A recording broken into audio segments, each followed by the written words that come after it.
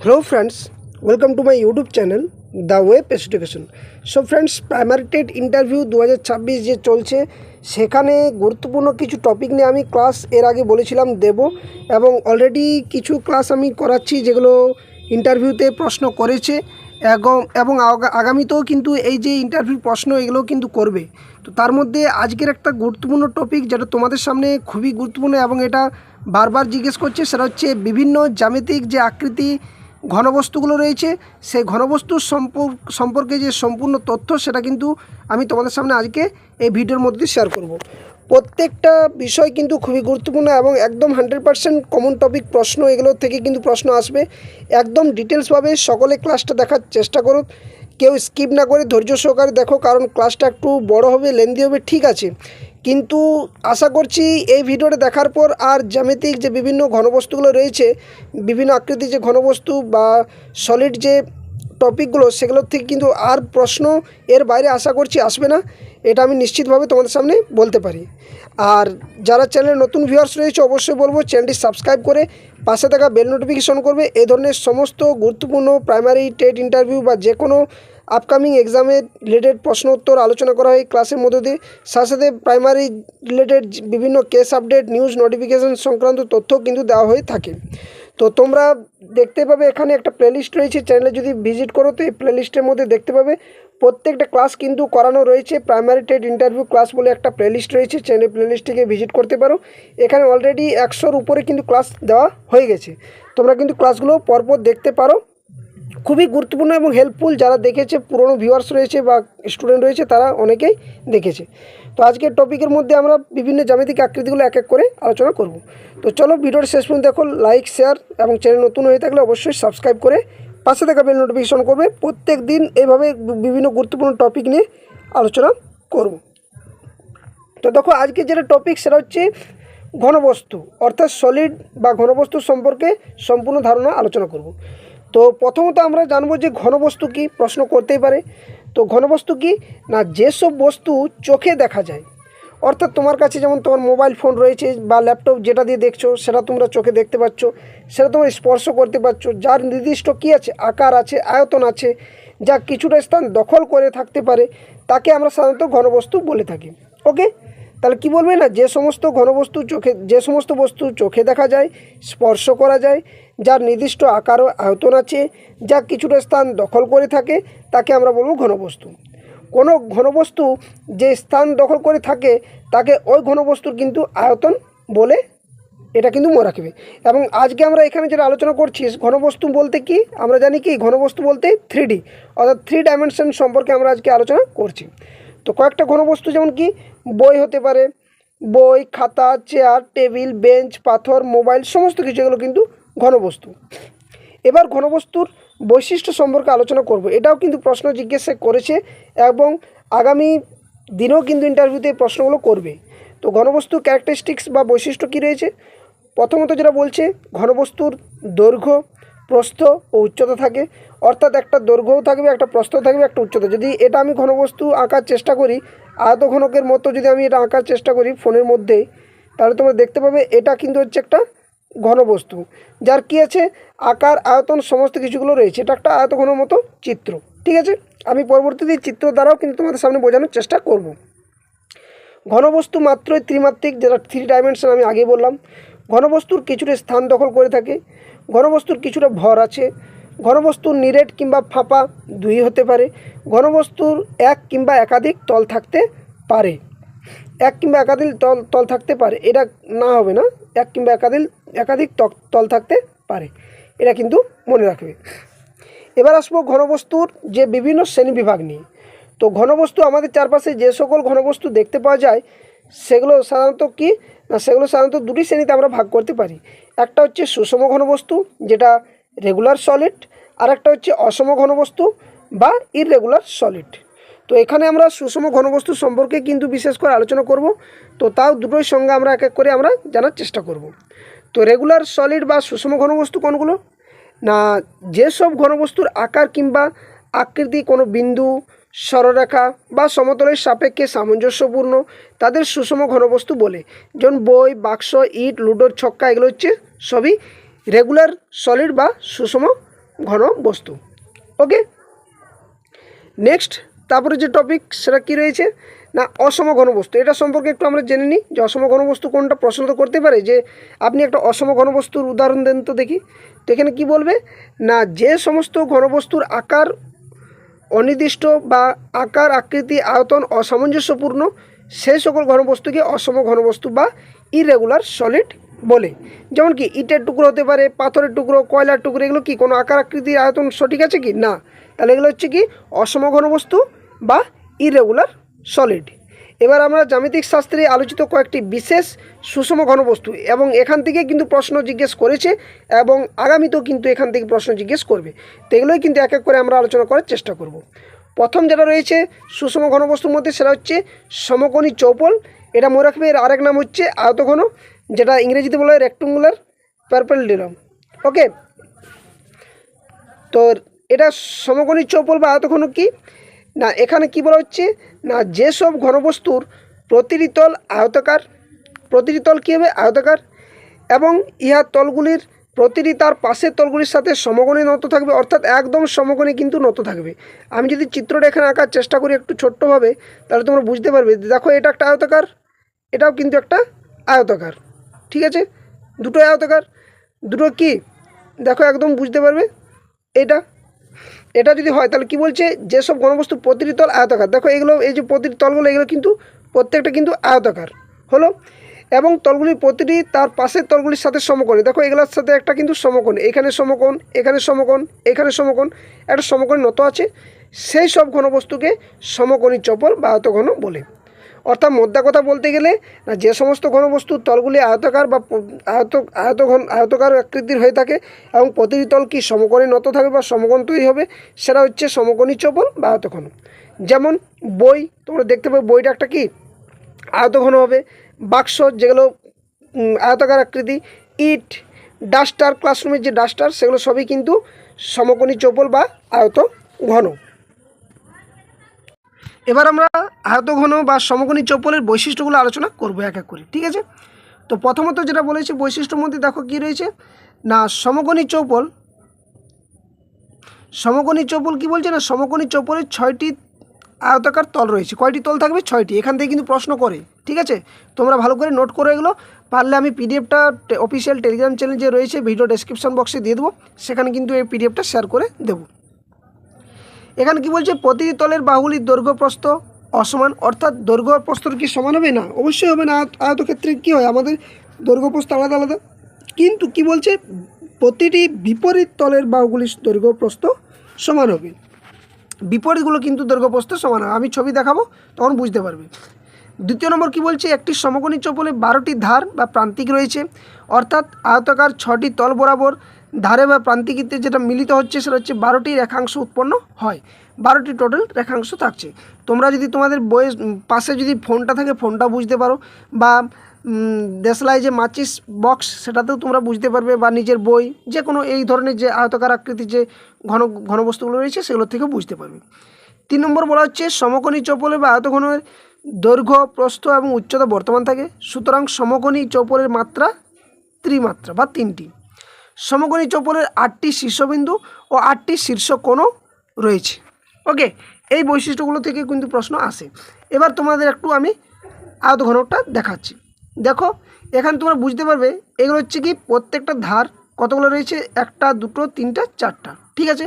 এখানে 4টা 4 5 6 7, এবার ওইদিকে দেখো 8 হলো, এদিকে হচ্ছে কি 9, ঠিক আছে। এবার আসছে দেখো 10, এইভাবে 11 আর 12, এইভাবে মোট 12টা কিন্তু ধার রয়েছে। আমরা কি উদাহরণ বৈশিষ্ট্যর মধ্যে তো পড়লাম যে কয়টি ধার রয়েছে, দেখো না ধার রয়েছে বা প্রান্তিক রয়েছে কয়টি 12টি। এবার রয়েছে 8টি শীর্ষবিন্দু এবং 8টি শীর্ষকোণ। কীভাবে 8টি শীর্ষকোণ বা শীর্ষবিন্দু রয়েছে দেখো, তাহলে বুঝতে পারবে। দেখো 8টা রয়েছে কি না এখানে বুঝতে পারবে, এই যে 1 2, ঠিক আছে, দেখো একটু ভালো করে করছি, ঠিক আছে। এই যে 1 2 3 4 5 6 7 8টা, ঠিক আছে, 8টা রয়েছে। এবার রয়েছে কি 6টি কিন্তু আয়তাকার থাকে, কয়টি 6টি, কীভাবে এই যে 1টা, ঠিক আছে, ওই পাশে 1 2 3 4টা আর নিচের দিকে এই যে একটা 5টা আর উপর দিকে এই একটা 6টা কিন্তু রয়েছে আয়তকারের আকৃতির যে বস্তুগুলো। ঠিক আছে, তো এই হচ্ছে আয়তঘন বা সমকোণী চৌবল। এখান থেকে এই প্রশ্নগুলোই করবে যে কয়টি ধার, কয়টি প্রান্তিক বিন্দু রয়েছে। আমি সমস্ত কিছু ডিটেলস কিন্তু এখানে তোমাদের সামনে নিয়ে আসবো। এই যে এখানের মধ্যে যে বিষয়গুলো রয়েছে সেগুলো কিন্তু আমি এক এক করে সমস্ত কিছুগুলো আলোচনা করে দেবো শেষ দিকে। তো কেউ স্কিপ না করে ভিডিওটা শেষ পর্যন্ত দেখার চেষ্টা করো। এবার আসছে ঘনক। ঘনককে ইংরেজিতে কী বলা হয়? কিউব বলা হয়। কি কিউব বলা হয়। তাহলে কি বলবো, ঘনক কী জিনিস?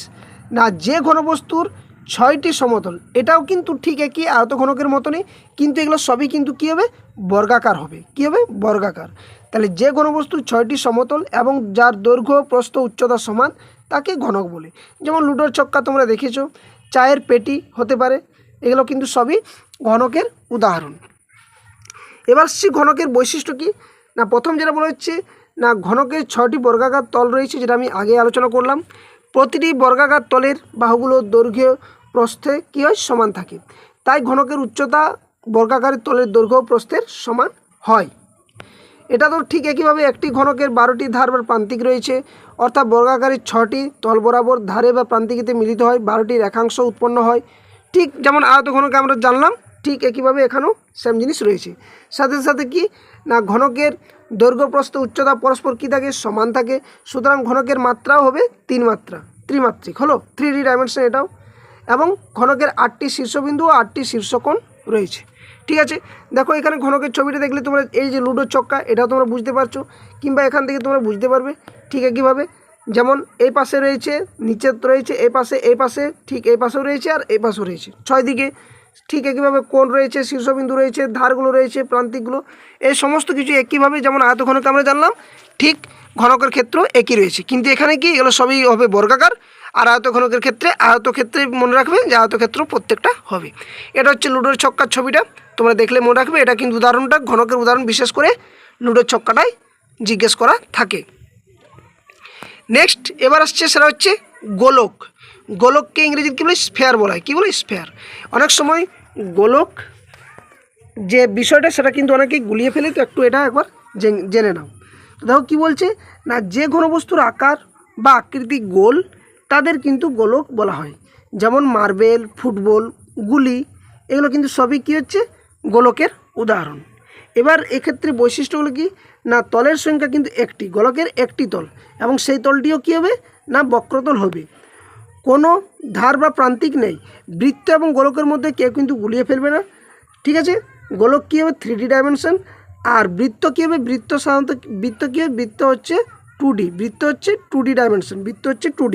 ঠিক আছে, তাহলে গোলক কি? গোলকের তলের সংখ্যা কিন্তু একটি মনে রাখবে, তলটি যেটা থাকে সেটা বক্রতল এবং কোনো ধার বা প্রান্তিকই নেই। এবার সে গোলকের কিছু শ্রেণীবিভাগ রয়েছে, আমি এগুলো দিলাম এই কারণেই যাতে করে তোমাদের বুঝতে সুবিধা হয়, আরও ডিটেলসভাবে বিষয়টা জানতে পারো, সেই জন্যে দিলাম। তো প্রথম যেটা রয়েছে গোলকের মধ্যে, সেটা হচ্ছে হলো স্ফিয়ার বা ফাঁপা গোলক। তাহলে যে গোলকের সম্পূর্ণ অংশ ধাতব উপাদান দিয়ে তৈরি নয়, ভেতরটা ফাঁপা অংশ বা বায়ু থাকে, তাকে বলা হয় ফাঁপা গোলক বা হলো স্ফিয়ার। যেমন খেলার বল, ফুটবলটা যদি তোমরা দেখো, ফুটবলটা কী থাকে? ভিতরটা ফাঁপা থাকে, তাহলে সেটা হচ্ছে কি? বায়ু ভরা থাকে। পাম্প করি তোমরা, তারপরে খেলাধুলা করি ওটাতে, তাহলে এটা হচ্ছে ফাঁপা গোলকের উদাহরণ বা হলো স্ফিয়ারের উদাহরণ। ঠিক আছে, এবার আসছে নিরেট গোলক। দেখো এটা একটা কী হচ্ছে? এটা একটা ফাঁপা গোলকের উদাহরণ। ভিতরটা কী আছে? এটা যদি বন্ধ করে দেওয়া হয় তাহলে কি ভিতরটা সম্পূর্ণ ফাঁপা থাকে, তাহলে হচ্ছে এটা একটি কি? ফাঁপা গোলক বা হলো স্ফিয়ারের উদাহরণ। এবার আসছে নিরেট গোলক। নিরেট বলতে কি? ভিতরটা সলিড থাকবে, একদম সলিড, তাহলে এর ইংরেজিও হচ্ছে সলিড স্ফিয়ার নাম। তাহলে যে গোলকের সম্পূর্ণ অংশ ধাতব উপাদান দিয়ে তৈরি থাকে এবং ভেতরে কোনো বা কোথাও ফাঁপা অংশ থাকে না, তাকে নিরেট গোলক বলা হয়। যেমন মার্বেল, গুলি, কামানের গোলা, এগুলো কি একদম পুরো সম্পূর্ণ নিরেট থাকে, এর মধ্যে কোনো ফাঁপা অংশ থাকে না। ওকে, দেখো এখানে দেখতে পাবে এই যে যেমন এই যে বলটা রয়েছে, এটা সম্পূর্ণ ধাতব পাত দিয়ে তৈরি, এর কোনো ফাঁপা স্থান নেই, সম্পূর্ণটা কিন্তু একদম নিরেট রয়েছে। নেক্সট তারপর আসছে অর্ধগোলক অর্থাৎ সেমি স্ফিয়ার। অর্ধ বলতেই সেমি, তাহলে যে একটি গোলকের ঠিক অর্ধেক অংশকে অর্ধগোলক আমরা বলে থাকি। যেমন অর্ধবৃত্ত বলি। একটি গোলকের মাঝ বরাবর ধারালো অস্ত্র দিয়ে পাতলা করে কাটলে যে দুটি অংশ পাওয়া যায় তার প্রতিটি অংশকে একটি অর্ধগোলক বলে। যেমন নারকেলের মালা, বাটি, লেবুর অর্ধেক অংশ, এগুলো সবই কিন্তু অর্ধগোলকের উদাহরণ। এবার অর্ধগোলকের যদি আমরা ছবিটি দেখি তাহলে বুঝতে পারবো যে অর্ধগোলক কেমন। দেখো এই যে অর্ধগোলক যদি কেটে দিই আমরা, যদি নিরেট অংশ থাকে সেক্ষেত্রে কী হবে, অর্ধগোলকের চিত্রের ক্ষেত্রে এটা হবে সমতল পাটটা আর এটা হবে বক্রতল পাট। ঠিক আছে, এটা একটা অর্ধগোলকের ছবি। নেক্সট তারপরে টপিক গোলক শেষ হলো। এবার আসছে চোঙ বা ব্যালন, যেটাকে আমরা ইংরেজিতে বলি সিলিন্ডার। কী বলা হয়? সিলিন্ডার। তাহলে সিলিন্ডার কী জিনিস বা চোঙ বা ব্যালন? না, যে ঘনবস্তু দু প্রান্ত বৃত্তাকার এবং মাঝের অংশটি লম্বা তাকে চোঙ বা ব্যালন বলে। যেমন জলের পাইপ, ড্রাম, থাম, না ছোলা পেন্সিল, যে পেন্সিলগুলো থাকে, তাহলে এগুলো হবে কি? এগুলো সবই হচ্ছে সিলিন্ডার বা চোঙের উদাহরণ।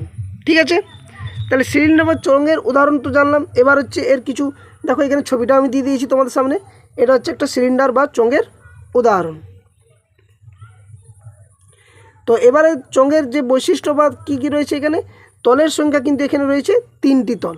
3টি তল কী কী হবে দেখো, 3টি তল, পার্শ্বতলগুলি বক্রতল এবং ভূমিতল দুটি সমতল। এখান থেকে যদি আমরা দেখি বুঝতে পারবো, এই যে এই পার্শ্বতলটা কি, এটা একটা বক্রতল, আর এই যে ভূমিতলগুলো কি, এগুলো হচ্ছে কি সমতল। এটা কি সমতল। ধারা বা প্রান্তিক সংখ্যা দুটি, ধারা বা প্রান্তিক সংখ্যা দুটি, এ একটা আর এ একটা, এই দুটো কিন্তু হচ্ছে ধারা বা প্রান্তিক সংখ্যা। ওকে, এবার চোঙ বা ব্যালনের কিছু শ্রেণীবিভাগ রয়েছে, এটা আমি দিলাম, তোমরা একটু জেনে নাও। প্রথম রয়েছে সরল চোঙ। তাহলে সরল চোঙ কোনটা? না, যে চোঙ কোনো সমতলের উপর শোয়ানো কিংবা গড়ানো অবস্থায় যে কোনো পাশেই তার অনুদৈর্ঘ্য বরাবর সম্পূর্ণ মিলে যায় তাকে সরল চোঙ বলা হয়ে থাকে। তাহলে যে চোঙ কি বললাম, না কোনো সমতলের ওপর শোয়ানো বা গড়ানো অবস্থায় যে কোনো পাশেই তার অনুদৈর্ঘ্য বরাবর সম্পূর্ণভাবে মিলে যায় তাকে সরল চোঙ বলা হয়। বুঝতে কোনো অসুবিধা হলে অবশ্যই সকলে কমেন্ট করে জানাবে নিশ্চয়ই। ঠিক আছে, যেমন জলের পাইপ, লোহার রড, এগুলো হচ্ছে কি সরল চোঙের উদাহরণ। এভাবে যদি শোয়ানো থাকে তো কী হবে, এটা সরল চোঙের উদাহরণ। এবার এসছে বক্রচোঙ, কার্ভড সিলিন্ডার যেটা বলা হয় ইংরেজিতে। তাহলে যে চোঙ কোনো সমতলের উপর গড়ানো বা শোয়ানো অবস্থায় যে কোনো অংশেই তার অনুদৈর্ঘ্য বরাবর স্পর্শ করে না তাকে বক্রচোঙ বলা হয়। যেমন স্প্রিংটা যদি এভাবে থাকে সেটা কি, বা বাঁকা শাবল, এগুলো সবই কি, এগুলো হচ্ছে বক্রচোঙের উদাহরণ। 3 নম্বর হচ্ছে লম্ব বৃত্তাকার চোঙ। লম্ব বৃত্তাকার চোঙ কি, রাইট সার্কুলার সিলিন্ডার। তো যে ঘনবস্তু দুপ্রান্ত বৃত্তাকার ও খাড়া উচ্চতা বিশিষ্ট এবং সমতলের উপর গড়ানো বা শোয়ানো অবস্থায় অনুদৈর্ঘ্য বরাবর সম্পূর্ণভাবে স্পর্শ করে তাকে লম্ব বৃত্তাকার চোঙ বলা হয়। যেমন রোলার তোমরা দেখেছো, দুধের কৌটো, এগুলো সবই কি, এগুলো হচ্ছে লম্ব বৃত্তাকার চোঙ। ওকে, নেক্সট তারপরে 4 নম্বর আসছে নিরেট চোঙ বা সলিড সিলিন্ডার। তাহলে এটা একদম কী হবে, একদম লোহার রড যেটা আমরা বললাম। তাহলে যে চোঙের সম্পূর্ণ অংশ ধাতব উপাদান দিয়ে গঠিত, অর্থাৎ চোঙটির মধ্যে কোথাও কোনো ফাঁকা স্থান বা ফাঁপা স্থান নেই, তাকে নিরেট চোঙ বলা হয়। যেমন গিটারে বাজানো তার, লোহার রড, এটা কিন্তু জিজ্ঞেস করতে পারে, এটা হচ্ছে নিরেট চোঙের উদাহরণ। এবার হচ্ছে ফাঁপা চোঙ, হলো সিলিন্ডার, উল্টোটা তার। তাহলে যে চোঙের সম্পূর্ণ অংশ ধাতব উপাদান দিয়ে গঠিত নয়, অর্থাৎ অনুদৈর্ঘ্য বরাবর চোঙটির মধ্যে ফাঁকা স্থান থাকে এবং প্রান্তীয় দিকটি বলয়াকার থাকে তাকে বলা হয় কি ফাঁপা চোঙ। যেমন জলের পাইপ, তেলের ব্যারেল, এগুলো সবই কি, এগুলো হচ্ছে ফাঁপা চোঙের উদাহরণ। ওকে, এবার আসছে নেক্সট টপিক, সেটা হচ্ছে শঙ্কু। শঙ্কু বা কোণ বলা হয়, CONE, কোণ বলতে কোণ নয়। ঠিক আছে, তাহলে এখানে কি বলছে দেখো, প্রথমত ছবিটা দেখো, এটা হচ্ছে একটা শঙ্কুর ছবি। ঠিক আছে, দেখো কি বলা হচ্ছে, না যে কোনো বস্তু তলদেশ বৃত্তাকার সমতল এবং উপরিভাগ ক্রমশ সরু হতে হতে একটি বিন্দুতে পরিণত হয় তখন তাকে শঙ্কু বলা হয়। যেমন মোচার অগ্রভাগ, কাঠ পেন্সিলের অগ্রভাগ যেটা আমরা ছুলে দিই যখন, সেটা কেমন থাকে, ঠিক একইভাবে অমনি থাকে। তো তাই কলার বিশেষ করে মোচার অংশটা, সেটা কিন্তু হচ্ছে একটা কি শঙ্কুর উদাহরণ।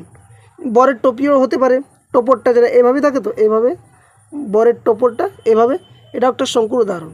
তো এখানে কি বলছে, না তলের সংখ্যা দুটি, একটা পার্শ্বতলটা থাকছে আর একটা হচ্ছে ভূমিতল। ভূমিতল বৃত্তাকার এবং সমতল, ভূমিতলটা বৃত্তাকার থাকবে এবং সেটা সমতল থাকবে। পার্শ্বতলটি কিন্তু বক্রতল হবে। ধার বা প্রান্তিক সংখ্যা কিন্তু একটিই থাকে এটার, এবং কৌণিক বিন্দু বা শীর্ষবিন্দু কিন্তু একটি থাকে। ওকে, যেটা তোমরা ছবির মধ্যেও কিন্তু দেখতে পাচ্ছ। এবার হচ্ছে পিরামিড। এখান থেকেও কিন্তু প্রশ্ন জিজ্ঞাসা করেছে এবং আগামীতেও করবে ইন্টারভিউতে। তো পিরামিড সম্পর্কে কি বলছে দেখো, এখানে বলা রয়েছে না, যেসব ঘনবস্তুর তলদেশ ত্রিভুজাকার, চতুর্ভুজাকার কিংবা বহুভুজাকার এবং অগ্রভাগ ক্রমশ সরু একটি বিন্দুতে পরিণত হয় তাকে পিরামিড বলে। পিরামিড কোথায় দেখতে পাওয়া যায় বলো তো? যেমন মিশরের পিরামিড। পিরামিডে কি পার্শ্বতলগুলি সর্বদা ত্রিভুজাকৃতির হয়ে থাকে। সরি। তাহলে দেখো এখানে বৈশিষ্ট্যগুলো কি বলছে না, পিরামিডের ক্ষেত্রে কি দেখা যায় না, ত্রিভুজাকৃতি পিরামিডের তল সংখ্যা কিন্তু 4টি, চতুর্ভুজের ক্ষেত্রে হবে তল সংখ্যা 5টি, পঞ্চভুজাকৃতি যদি হয় তলটা তাহলে হবে 6টি তল সংখ্যা। এটা একটা ট্রিক রয়েছে, যদি ত্রিভুজ হবে তাহলে 4টি হবে, 3-এর ক্ষেত্রে 4, যদি পঞ্চভুজ হয় তলের সংখ্যা তাহলে তলের সংখ্যা হবে, চতুর্ভুজ হলে তলের সংখ্যা 5টি, যদি পঞ্চভুজাকৃতি হয় তলটা তাহলে তলের সংখ্যা হবে 6টি। এভাবে কিন্তু ভাগগুলো হবে।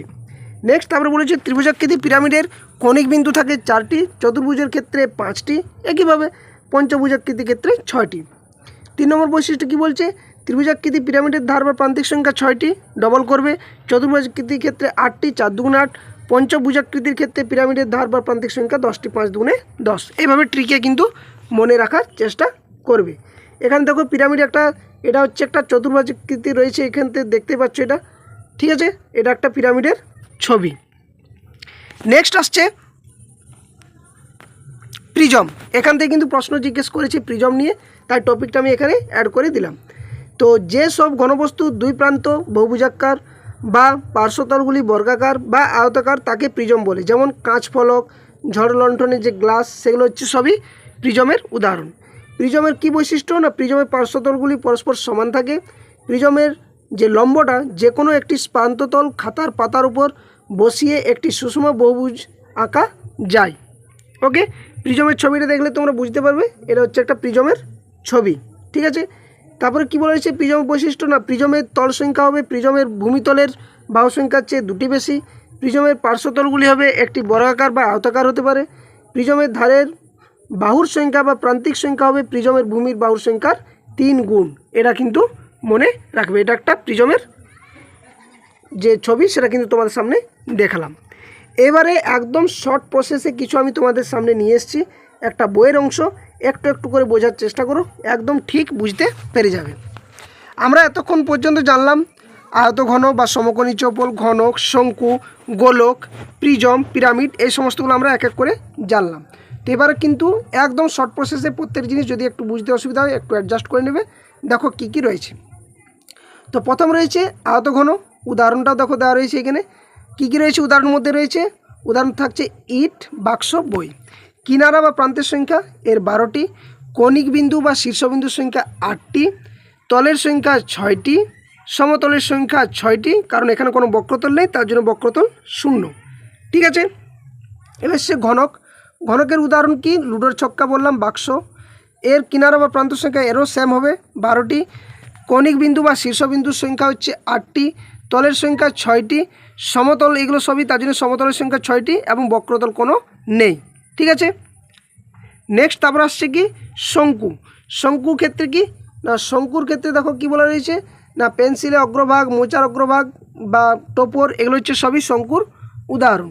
শঙ্কুর ক্ষেত্রে কিনারা বা প্রান্তের সংখ্যা কয়টি থাকছে, 1টি, কৌণিক বিন্দু বা শীর্ষবিন্দুর সংখ্যা 1টি, ছবিটা মনে করো তাহলে বুঝতে পারবে। তলের সংখ্যা 2টি, সমতলের সংখ্যা 1টি এবং একটি যেহেতু বক্রতল রয়েছে শঙ্কুর ক্ষেত্রে তার জন্য একটা, যেমন এই আকৃতি যে দেখাচ্ছি তোমাদেরকে, এই আকৃতির যদি হয় এটা, তাহলে এটা কী হবে, একটা হবে সমতল, একটা হবে বক্রতল, আমি ছবিতেও তোমাদের দেখিয়েছি। নেক্সট তারপরে গোলক। গোলকের কিন্তু কোনো ধারের সংখ্যা, শীর্ষবিন্দুর সংখ্যা নেই, শুধুমাত্র এখানে তলের সংখ্যা রয়েছে, সেটা একটা তল রয়েছে, একটি তল, এবং সেটাও কিন্তু সমতল নয়, বক্রতলের উদাহরণ গোলকের। গোলকের উদাহরণটা কী হচ্ছে, ফুটবল, মার্বেল, গুলি, তার মধ্যে কিছু ফাঁপা গোলক রয়েছে, কিছু নিরেট রয়েছে।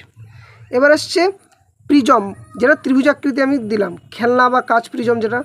এর কিন্তু ত্রিভুজের ক্ষেত্রে আমি কি বলেছিলাম না, ত্রিভুজের ক্ষেত্রে প্রান্তের সংখ্যা বা কিনারের সংখ্যা কয়টি থাকবে, যদি ত্রিভুজাকৃতি হয় তাহলে 3 গুণ 9টি। কৌণিক বিন্দু কি বলেছিলাম, এক্ষেত্রে ত্রিভুজাকৃতি বলেছে তাহলে কি 3 দুগুণে 6, ডবল, ঠিক আছে।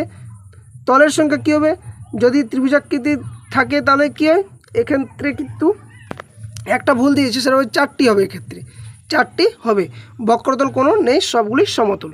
এবার আসছে পিরামিড।